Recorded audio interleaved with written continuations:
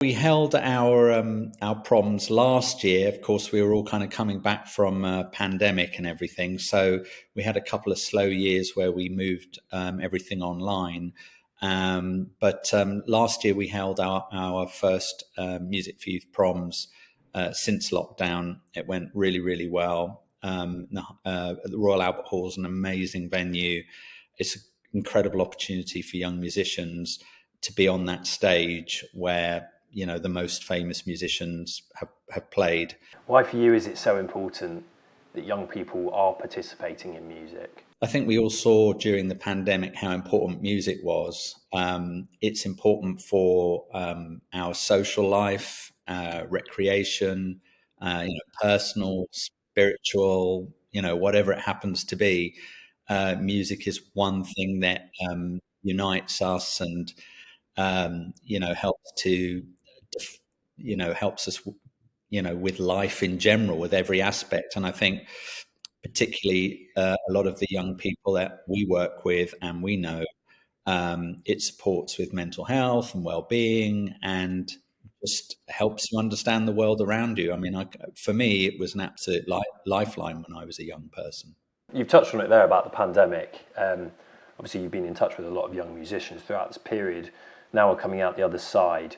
Did you think some maybe found that actually the pandemic was beneficial to their music, and then maybe they've had more chance to, had a bit more time to kind of try things out and experiment a bit, but also, or have you seen maybe that it's created more challenges in terms of not having access to band mates, to recording studios, things like that? Has it sort of been universally one way or the other?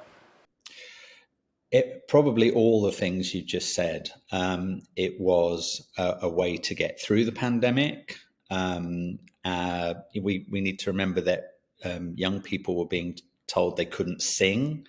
So, a moment to kind of reflect on the fact that you can't do something that you love as well, which is incredibly difficult. And then the whole kind of roller coaster of then being able to sing again. I mean, I was working with choirs who were singing with face masks on, children with face masks on, standing 2 meters apart, singing. I mean, incredibly difficult, but those children were desperate to sing together and nothing was going to stop them. And this, similar situation with young bands not being able to rehearse together. Very, very difficult, and technology hasn't quite managed it yet to have zero latency for kind of online band rehearsals. But it also produced a lot of creativity with artists having to kind of rethink what they do in terms of a camera, and that also generated a lot of new ways of working, a lot of interesting ideas, and I have no doubt a lot of incredible songs were written during that period. Proms at the Royal Albert Hall coming up. Can you tell us a little bit more about this event? Yeah, so it takes place on the 15th and 16th of November at 7 o'clock at the Royal Albert Hall. It's basically 2 nights of musicians from the whole of the country all coming together. It's about 3,000 young musicians across the 2 nights, playing in every style and genre of music. And we've got, a rap collective from Lewisham. We've got City of Belfast Youth Orchestra. We've got a massed ensemble of 500 young singers and musicians from Boston in Lincolnshire. We've got a group of Ukrainian refugees.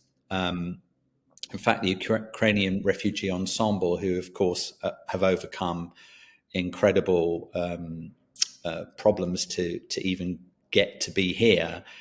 So, it's a really uplifting couple of nights. And, as I said, we shouldn't think that just because it's young people, it's somehow less good than seeing adults play. We remember that, I saw Stevie Wonder at Royal Albert Hall. He was, knocking it out the park at age 11, having hits. And Ed Sheeran at 14 was starting to break through.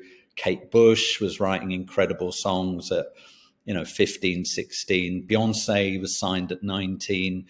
and, you know, classical musicians like Nigel Kennedy and Nicola Benedetti, all coming through in their early mid-teens, you know. So just because people are young doesn't mean it's not incredible. It is incredible, and young musicians deserve our support and to be seen on the best stages.